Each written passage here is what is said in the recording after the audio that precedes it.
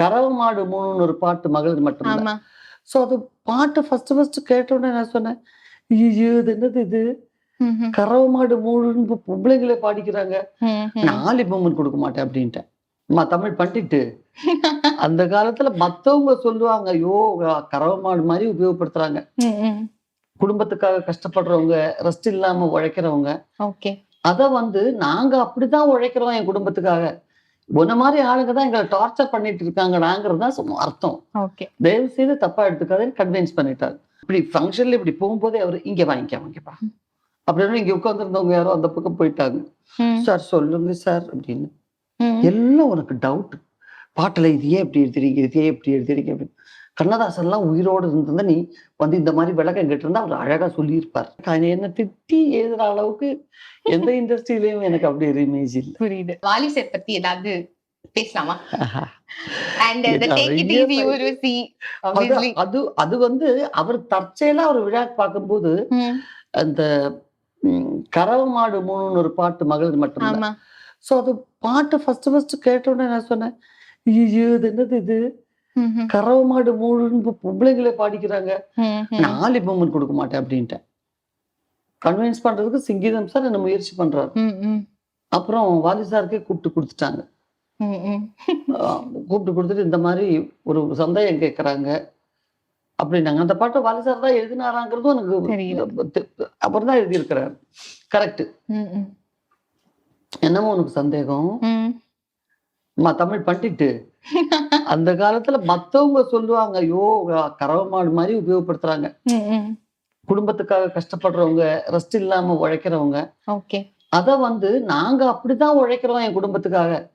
உன்ன மாதிரி ஆளுங்க தான் எங்களை டார்ச்சர் பண்ணிட்டு இருக்காங்கடாங்கிறது தான் சும்மா அர்த்தம். ஓகே. தயவு செய்து தப்பா எடுத்துக்காதேன்னு கன்வின்ஸ் பண்ணிட்டாரு. அப்புறம் ஒரு விழா பார்க்கும்போது ஒரு பாட்டு ஒண்ணு உன்னை பத்தி வருது, நீ கேட்டியா? உங்களுக்கே சர்ப்ரைஸா தான் இருந்துச்சா? ஆமா. ஆம். ஏன்னா காதலன் இறங்குறதுக்கு முன்னாடி ரொம்ப நாள் கொஞ்சம் அந்த பாட்டுனால மட்டுமே பாப்புலரா கொஞ்சம் ரிலீஸ்க்கு லேட் ஆச்சு. ம். But because of that song ம். அது ரொம்ப பாப்புலர் ஆச்சு.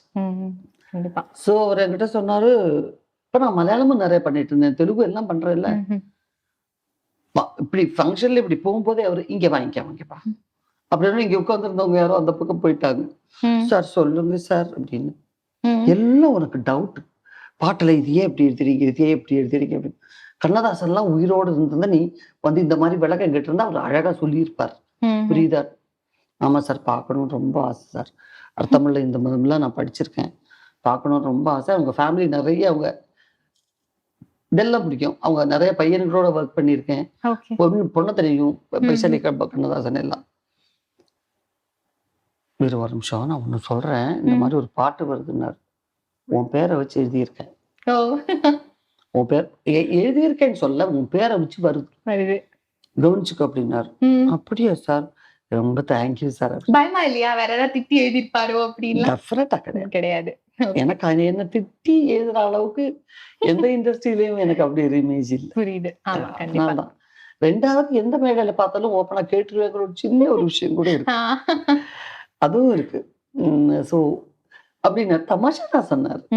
அப்புறம் பார்த்தா திடீர்னு டிவியில பார்த்தா அந்த சாங் வருது. ஐயோ தான் வாலி சார் சொன்னாரா, இந்த பாட்டு தான் சொன்னாரா அப்படின்னு ரொம்ப வியப்பா இருந்துச்சு. ஜாலியா இருந்ததா? எல்லாத்தையும் கூப்பிட்டு எல்லாம் காமிச்சிங்களா? அந்த மாதிரி எல்லாம் என்ஜாய் பண்ணதுண்டா? வீட்டுல எல்லாரும் அதான் வாலி சார் சொன்னாரா, அதான் வாலி சார் சொன்னாரு அப்படின்னு. ஓகே. ஸோ அந்த மாதிரி நிறைய இன்சிடென்ட்ஸ் இருக்கு. நமக்கு இன்னைக்கு ஒரு நாள் உட்கார்ந்து பேசக்கூடிய இன்சிடென்ட்ஸ் இல்லை, பட் சில நினைவுகள் நமக்கு மறுபடியும் வர்றதுக்கு இந்த கேள்விகள் ஒரு காரணமாகும். கண்டிப்பா.